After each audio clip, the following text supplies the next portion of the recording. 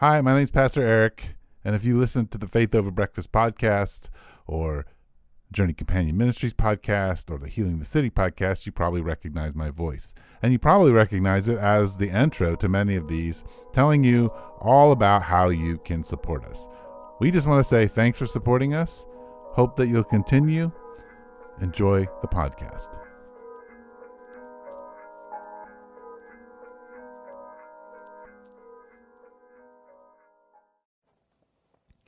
Welcome to Faith Over Breakfast. You are listening to a podcast by Pastor Eric Siepen and Pastor Andy Littleton. If you enjoy Faith Over Breakfast, we encourage you to rate it on the Apple Podcast app, on Spotify, or Google Play. Thank you and enjoy the podcast. You've been listening to Faith Over Breakfast. My name is Eric and I am pastor at the Village Church in Tucson, Arizona, and across from me is Andy Littleton, pastor of Mission Church in Tucson, and we talked for a long time before we went on air. Yeah. And just did a little goofy podcast on science and religion, faith and science, yeah. Faith and science. And if you wait to the end, as Andy always says, there's a special parenting treat. So that's it. I enjoyed it. It was goofy. Me too. All right. Take it easy, guys. Hey Andy. Hey Eric. We've been talking for some time for this has been a true Faith Over Breakfast. Both had which coffee. Would mean we've had coffee, we've been talking. It's been our personal stuff and how it is in our churches and how we think about leading them, and but that was our conversation. And now you kind of look and you go, well, they haven't brought the check yet, and the coffee's still it's lukewarm. Still lukewarm, and we got one more topic in us. So let's do it. One more topic. Yeah, you were making a list. I was going to make a list, but then I ended up not doing that because usually I do it, an hour before the podcast, to be honest with you. And my hour was listening to Henry kind of walk through the creation evolution debate. Oh, yeah. Because we were doing like a 5-part series. Oh, are you recording those? Mm-hmm. Oh, wow. Yeah. They're really, really good. Yeah. Henry is, he's a PhD student in biology, so he knows his stuff, and he's been in that conversation. He went to Hillsdale, and so he's got kind of that. Well, let's background. talk about faith and science, because I'm also working on an event that we're going to host here in Tucson. That is. It's an astronomer. We're going to have an astronomer here. There's been a documentary film made about a prediction about a dying star that we could have observed. This would have been a first, observing a star as it died. The film was made about this. The story is a bit unresolved. You were just looking for an opportunity to promote this, weren't you? No. This event. I wasn't. But how great is it? October 22nd, 6 o'clock p.m. at the Mercado San Agustin Annex. Hope to see you there. Yeah. Anyway, Dying Star documentary. But I really enjoyed this film. I just had a chance to meet the astronomer when I was in Michigan, which is fun. And this is not my department. So I'll just say, I'm excited to see this kind of conversation. We're going to hold a dialogue afterward about it.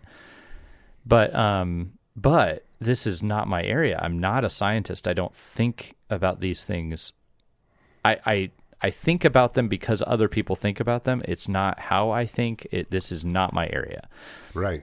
But I'm glad it's other people's areas. So you're meeting with Henry, and I've chatted with Henry about this upcoming event briefly. Yeah. But I have realized it is rare as I watch what Tucson churches are talking about and thinking about. Not very many people want to have this conversation. It feels muddy. Yes. And so you're having it with Henry. We're moving into it with this event and other things. We've been open to the discussion over the years more. Why do we need to actually talk about this? Well, I think, I don't think we've been giving people a good framework for how to understand science and understand the reading of Scripture. Yeah. And what I appreciated about Henry's presentation is he is a scientist, and the last 2 podcasts that he's done on Healing the City, which we'll make a link for. Yeah, I was going to say Healing the City. He talked about theology. Yeah. And hermeneutics. Yeah. And spent a long time laying that out. And he also explained what science is. Yes. And what science is not. And so this last time he did spend time in kind of going through what he would call the 6-day creationist activists, not just the everyday person who believes that God created the earth in six literal 24-hour days. Yeah. And looking at the problems there and the agenda, and their misunderstanding of science in general, and its goals and stuff, and the presuppositions they have. So I think, I honestly think that we haven't really had a humble conversation about it. And I like that he started with Job, the end of Job. Yeah, and his point was like, for himself, himself, and for all of us, like, we have to stand in Job's place, where God says, "Who are you? Like, who were you? Were you there when I did all of this?" Like, that's the important stance. And if we can all start from that point of who am I to even venture into this conversation, then you're in a good place. And I think maybe we need to get people there to have that conversation. So I don't know. It's just been really fun. I'm like you. I don't think that way. I fancied myself a little bit of a scientist in college. I took a lot of science classes, but I'm not that good at it. I'm not good at it. It doesn't make a lot of sense to me. Yeah. I mean, biology did. Yeah. But chemistry, physics, astronomy didn't make a lot of sense to me. It makes sense to me in that I know that it's the way that high math makes sense to me in that I'm like, I know this is very complex and that it actually explains things. Yes. I believe that it does.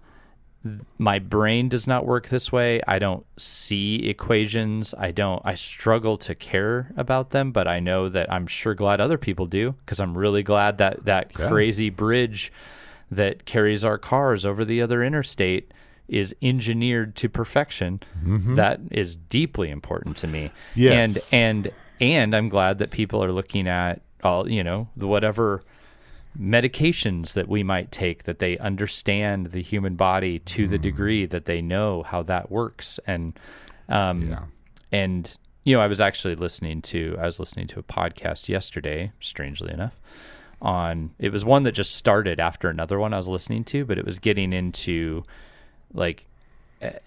morality and evolution, and how like certain moral decisions actually lead to different adaptation outcomes. So like they were talking about C-sections. And so the fact that we're capable technologically of performing C-sections and then applying the moral framework that says we should try to allow this child to be birthed, even though it may not be, it wouldn't be viable without a C-section, has led to biological differences, that there's more people with larger craniums, and that there are like the survival rates of certain human types have changed because of C-sections, right? That's really fascinating. Right. And I believe that. That makes sense, but yes. I will never be doing the calculations behind that stuff. So that's where I stand. I think for me, when I think about it, even of late, maybe over the last couple of years, I spent a lot of time reading and studying neurobiology, and I have to put my brain into a certain space to like hold the information, understand like the physiology and the body, and I'll guarantee you a week later, if I'm not holding my brain in that space, thinking about all the things that I've learned, I'll just completely forget it, because it's not like my brain isn't thinking that way. No. Where some people, it's like in there, and then the systems and everything, it makes sense, and they just snap, boom, boom, boom. It makes sense to them. And what makes sense to me is conceptual thinking and stories. And I've always written stories. I've always loved historical stories. Yeah. And being able to apply principles out of stories has always been, it's just come naturally. And I thought everybody could do that. And then in my high school English class, my one of my best friends would hate the writing time. He just couldn't do it. Right. And some, like my wife, she's a nurse. Music and medicine and math and science come natural to her. Things like deducing a meaning of a story, much more. That's not fun. That's work. To me, that's a blast, right? And it's just, and you realize, oh, right, as humans, we are wired differently so that we can exist in a world together and help each other out, and that's a beautiful thing. So here's a question.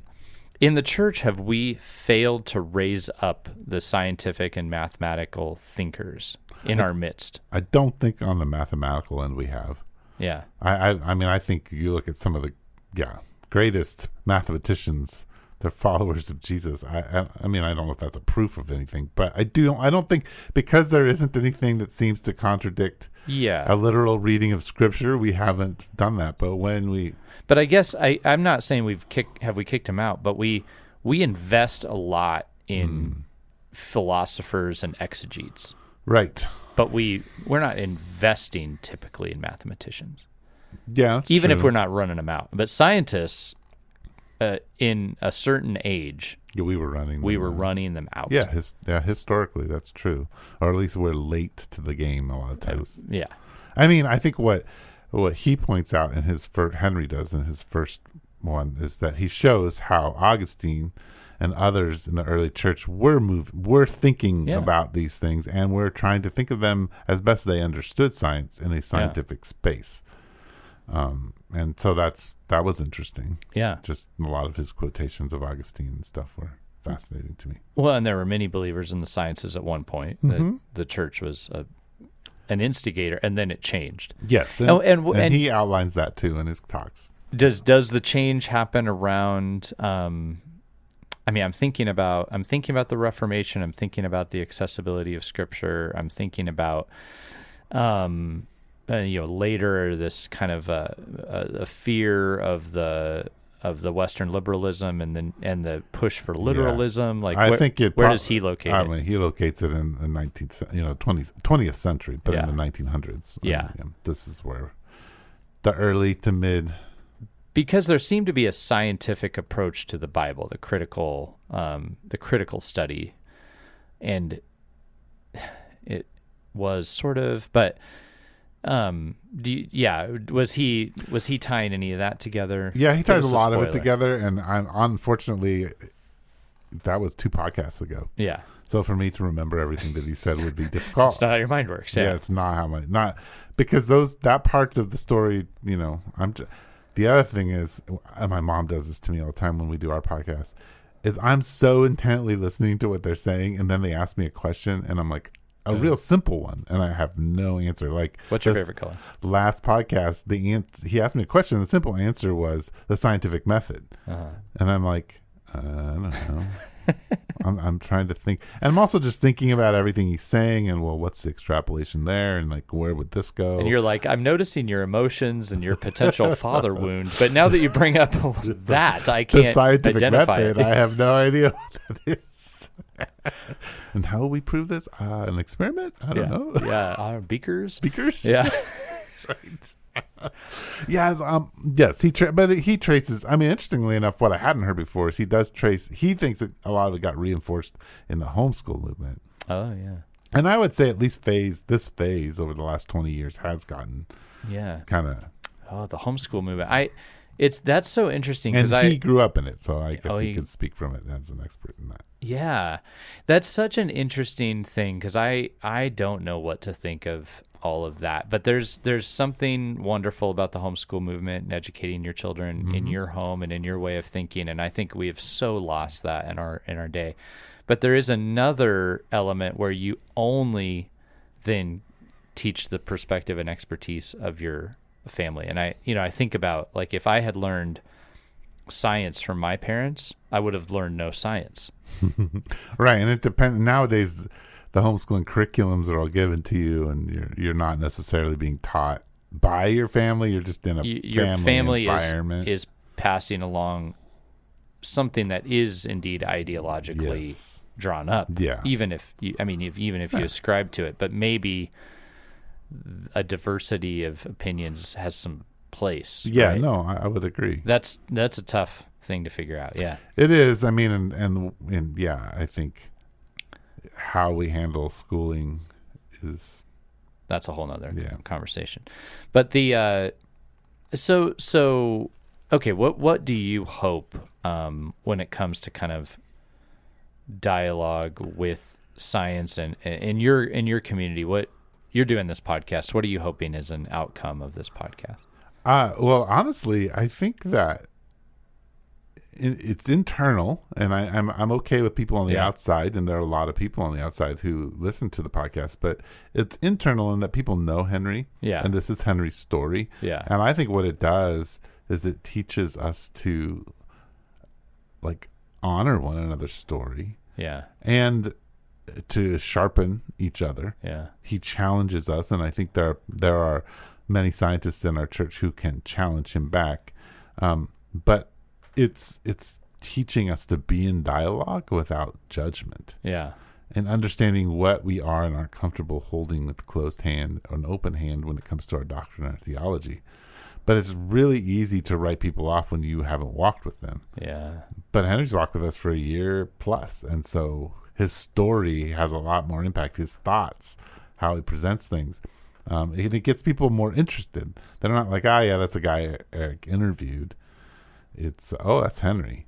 And Henry is, and we got his story the first hour, and then the last two have been walking through stuff. And so people are very much connected to the process.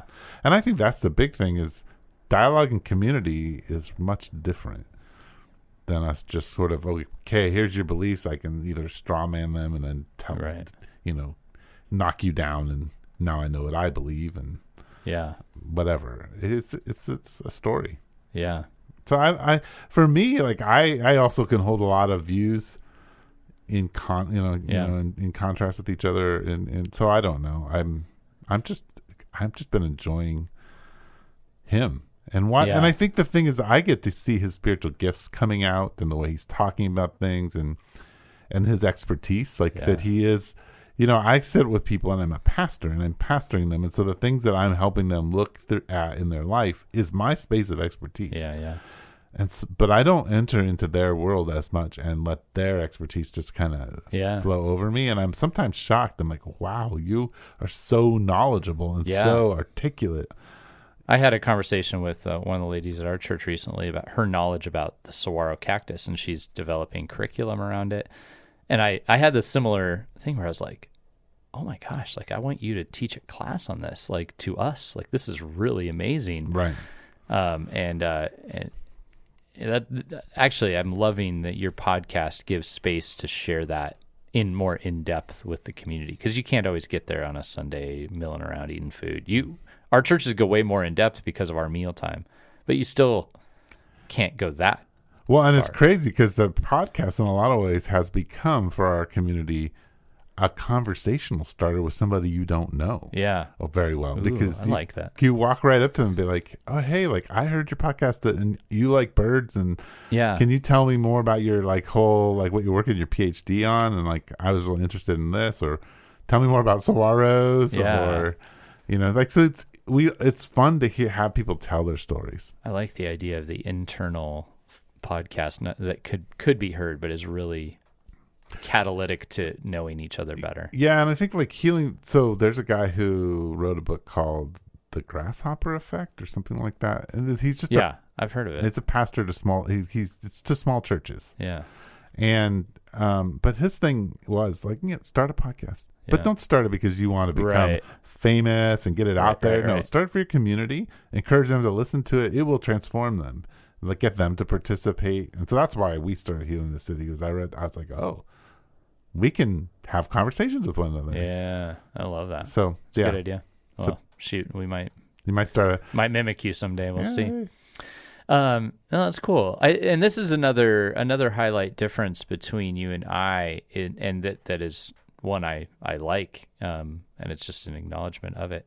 You're very you think about your church and its inner relationships a lot. And I care about that, but I think more about our relationship to the community. So you can see that in your podcast versus my event that I'm helping to host, right? Right. And my event, I would hope some people from the village are there. And I hope that people who go to the U of A who have an inkling of faith, but they feel like the church hasn't really made space for them would be there. Or even people who are like, yeah, I don't buy it, but I'm willing to listen. Great. Yeah. One of the things, just to go back to the way we think about churches, I have started to think about churches as martial arts. And I would say that Mission Church is a mixed martial arts. Yeah. And so mixed martial arts, like there's the fighting each other, and so it's a more like we see it. Whereas the village, I would understand, is very not a traditional kung fu or a traditional art. And are we talking Cobra Kai right now? Yeah, we're talking about Cobra Kai. More Miyagi-Do? Miyagi-Do. And are we Eagle Fang? I don't watch any of that, but yeah, I guess I should, just so that I could, outside of the first two movies, defense and form and receptivity versus offense. But in the sense that you come to our community and you're embraced, accepted, and we're concerned about how our little community practices, and that practice then impacts the people around it and its neighborhoods.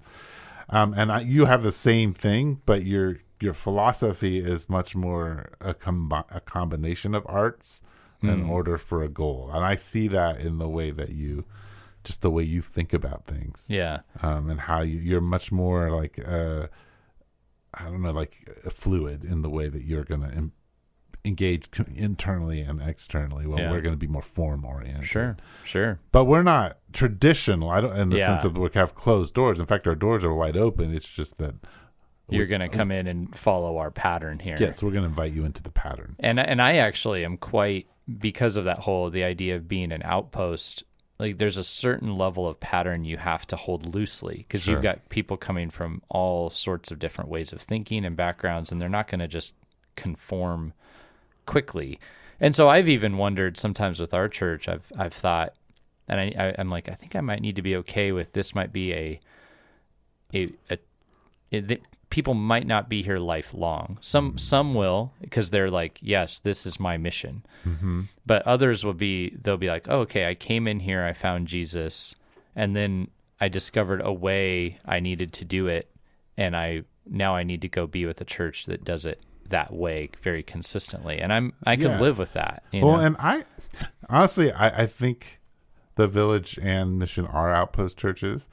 I actually think your church is an outpost church in the city, right?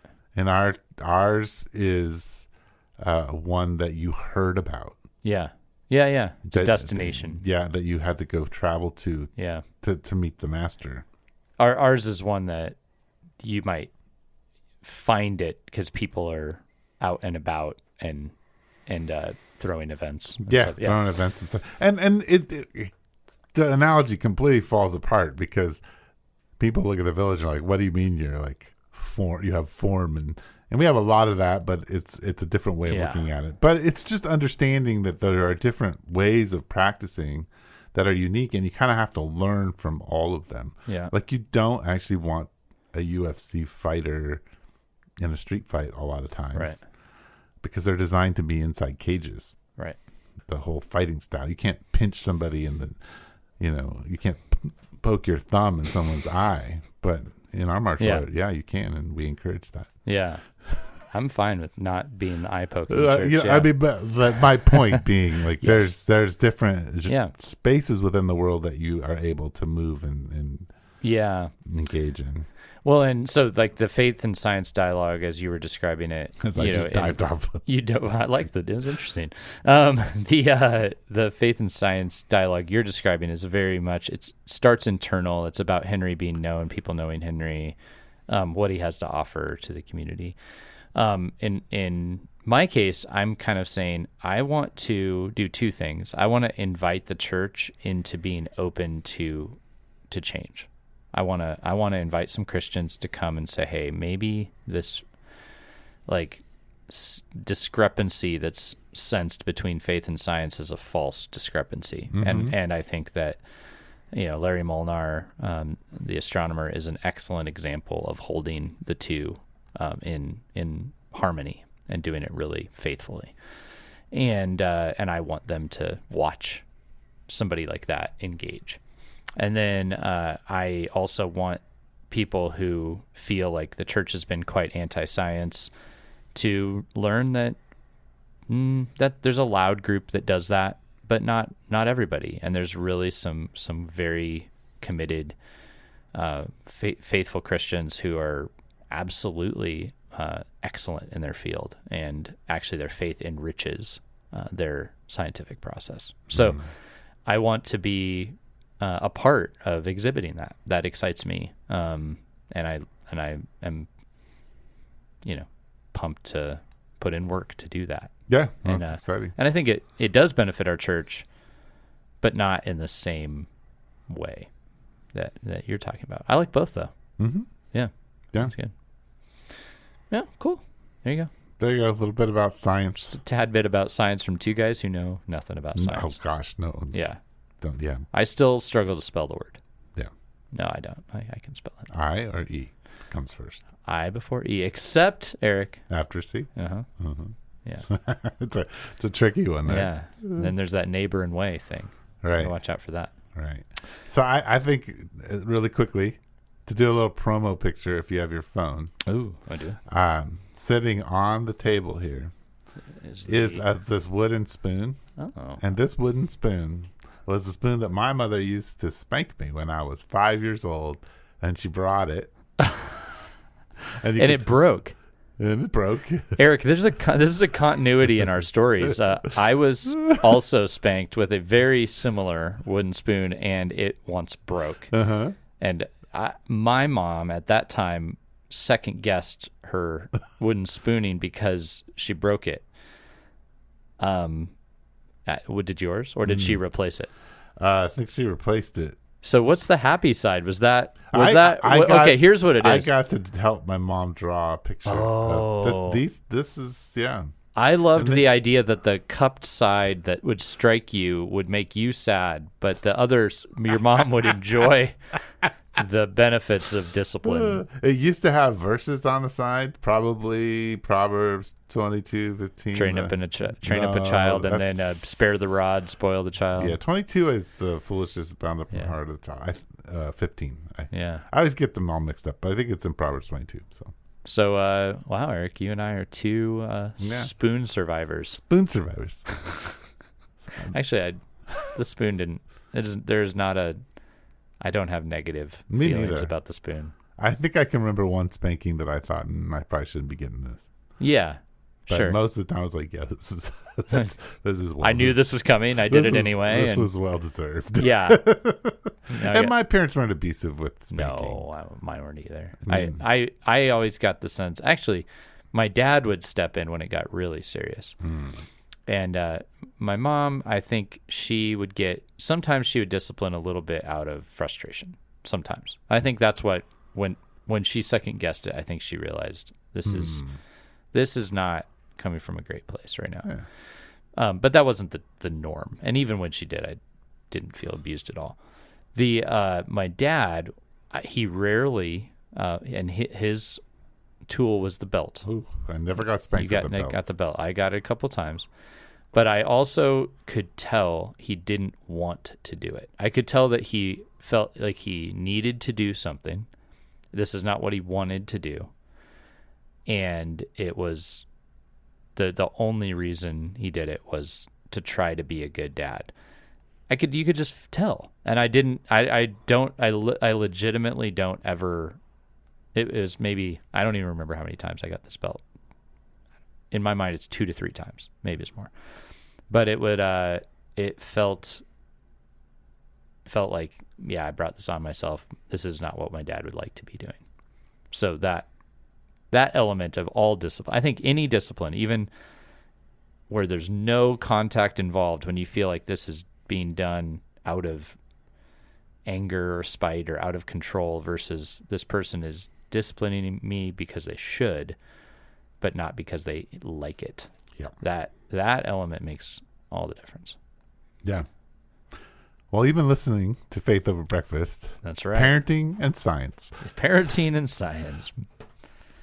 I'll send you your promo image. Yes. Thanks for tuning in. You can always email us if you can take our spoon versus belt versus guilt trip survey. Versus Which science. one did you get? And then our other faith and science, are they compatible survey at surveysthatdon'texist.com. We really hope that you check that out. Yeah, or send us a text saying which one you agree with. There you go. That's great. That's engaging. You can always email us at faithoverbreakfast@gmail.com. Thanks for listening. See you next time. You've been listening to Faith Over Breakfast with Pastor Eric Deepen and Pastor Andy Littleton. Please share us on Instagram, Twitter, and Facebook. Thank you.